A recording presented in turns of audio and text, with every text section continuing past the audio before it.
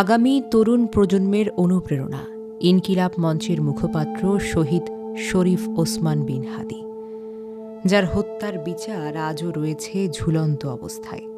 আপনাদের সাগররুনির হত্যার কথা মনে আছে?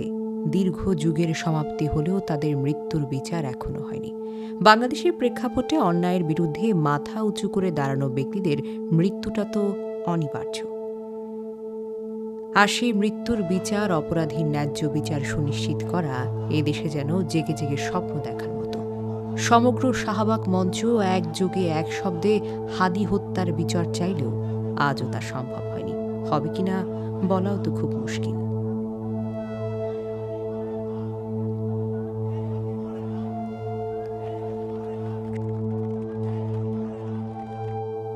সম্প্রতি হাদীর বড় ভাই ওমর হাদীকে যুক্তরাজ্যের সরকারি হাইকমিশনারে দ্বিতীয় সচিব পদে নিয়োগ দিয়েছে সরকার।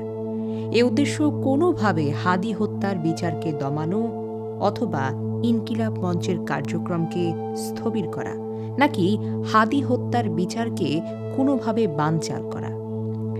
সরকারের ভেতরে যে উগ্রবাদিত্ব লুকিয়ে আছে সেই বিষয়টি কোনোভাবেই যেন আড়ালে চেপে রাখা যায় না। হাদী হত্যায় সবচাইতে বেশি লাভবিত হতে পেরেছে দেশের উদীয়মান বড় বড় নেতা। তার গভীর রাজনৈতিক চিন্তা, বিশ্লেষণ হুমকির মুখে ফেলতে পারত দেশের শক্ত ভিত দিয়ে গড়া রাজনৈতিক নেতৃত্বের।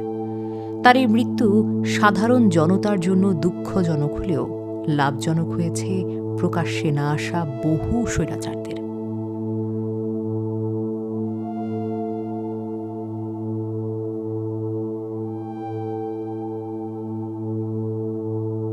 আপনাদের মনে আছে মা মেয়েকে হত্যা করা সেই কাজের মেয়ের কথা? ৭২ ঘন্টার ভেতরে গোয়েন্দা বিভাগ প্রকাশ্যে নিয়ে আসেন তাকে। তবে হাদী হত্যার বিচার কেন এখনো অন্ধকারে? পর্যন্ত বুকে বা মাথায় গুলি চলবে ততক্ষণ পর্যন্ত আমরা কোনো স্ট্রাগল মনে করি না, এবং এক্সট্রা কোনো সিকিউরিটি লাগবে না। শুধু আমাদেরকে যদি কেউ গুলি করে মেরে ফেলে তাকে যেন ধরে বিচার করা হয়। কবে কাটবে এই কুয়াশায় ভরা অন্ধকার?